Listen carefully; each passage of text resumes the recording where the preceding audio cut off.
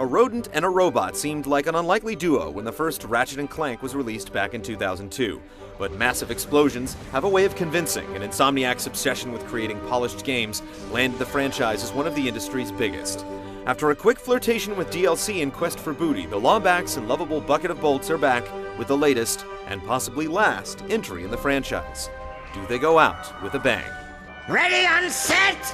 I should never have quit dental school.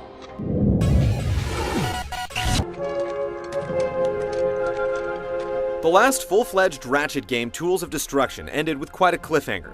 You're caught up to speed quickly here with a video that runs while the game is installed, and then you're thrust into the new plotline that is the tandem separated, attempting to uncover their past and discover their destinies. And you, my dear boy, look just like your father. This facilitates two parallel stories. Ratchet gets more attention as he tries to find his old pal and the fate of his species, but Clank's story is far more interesting. The little machine has quite a history that succeeds at humanizing him a great deal. Driving these two threads forward is your typical laundry list of bad guys bent on dominating the universe. In the exact center of the universe! Give or take 50 feet.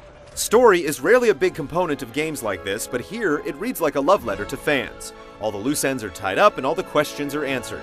All right, Quark. You ready to let those stallions out of the stable?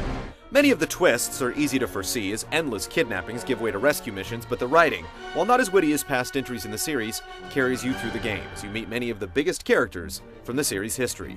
You realize this ship has an ejector seat, right? Sorry, I guess you could say I've been a little antsy in my pensy at the thought of getting back into the hero business. The nefarious space station.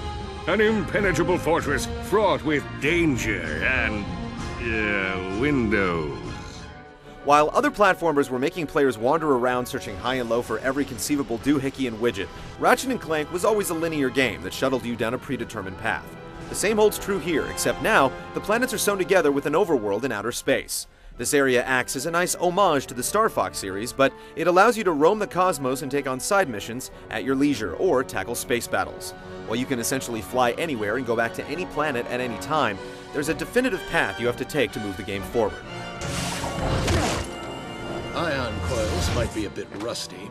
The name of the game here is upgrading. Virtually everything in the game can be leveled up, either manually or automatically with use. Even Ratchet's ship is rewarded with new upgrades as you collect Zoni, little magical creatures that are ferreted away inside levels, or the reward for landing on small planets and conquering a gauntlet, much like the challenge stages in Super Mario Galaxy.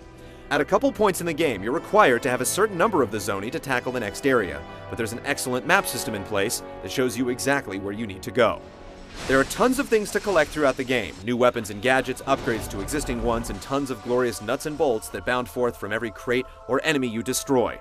Like always, they're then used to purchase new weapons, armor, and more. As you might expect, the weapons and gadgets are the real showstoppers. Some of the classics return along with recent favorites like the Negotiator and your flying friend Mr. Zircon. Mr. Zircon is here. New weapons are plentiful as well, including a fan-made armament called the Spiral of Death, a huge bullfrog called the Sonic Eruptor, and many more that we don't want to spoil. The pistol, shotgun, and bomb glove can be upgraded in a number of categories with cases you find around the universe. The number of guns and gadgets is certainly vast, but the imagination seems to have run a little dry this time around. We didn't feel compelled to spend bolts just to try out some of the weapons like we have in the past. And like prior games in the series, you can find a few that you like and lean on them. This is only exacerbated by the weapons that level as you use them. Outnumbered by enemies? No problem. Even the score by deploying this remote-controlled orb.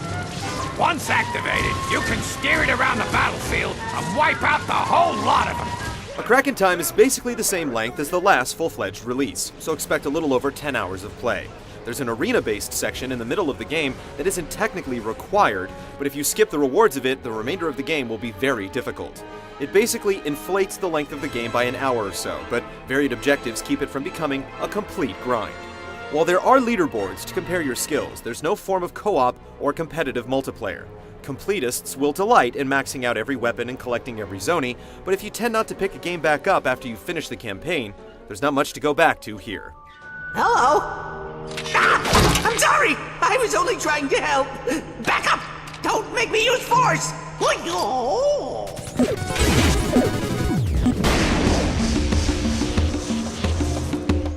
As you've grown to expect at this point, the gameplay in A Crack in Time is a mix of puzzles, platforming, and combat.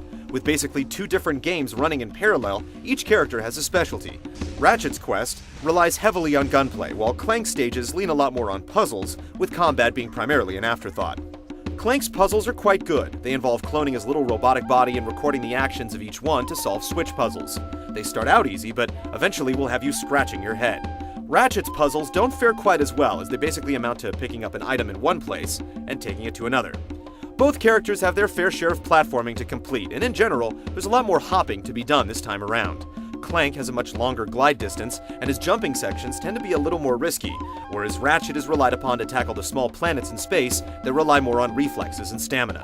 Ratchet also receives the hover boots, which allow for high-speed jumps without too much risk, thanks to generously wide platforms. In all, it's a welcomed return to a genre that's quickly fading into obscurity. This cannot be happening. The combat is incredibly hectic and also incredibly fun. The screen is often flooded with enemies, providing ample fodder for the gadgets and guns to do their thing. The lock-on doesn't always work like you'd hope, and the camera angles can definitely get sticky at points, but all things considered, they're minor annoyances in a sea of sweet. With cute characters like these two, it's no secret that the game needs to have broad appeal. This manifests in a challenge that takes a good 70% of the game to really establish itself. A harder difficulty setting does unlock once you finish it, but it won't matter to most. You've played as Ratchet by himself and you've played as Clank by himself, but usually only for very quick bursts. This is an entire game where the two do their own thing, but it's not detrimental in any way. The increased emphasis on platforming is welcomed, and there are some great puzzles, but don't expect a departure from what you've come to expect from the series. What's he gonna do? Fly over the grid and activate the reboot switches? Ah, I'd love to see that.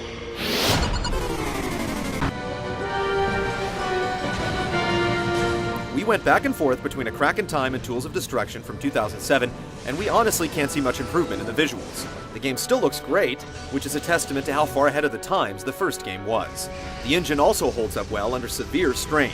Nuts, bolts, enemy parts, insane weapons, and massive worlds are displayed with nary a hit to performance. The worlds avoid the typical lava and snow motifs in favor of a more consistent look, without appearing redundant. Strong voice acting is a hallmark of this franchise, and it delivers once again with some great performances. If only the writing were a little better. Am I interrupting? Lawrence! I'm rehearsing my epic romantic action comedy space opera! The dynamic orchestral soundtrack is also strong, while never being overbearing.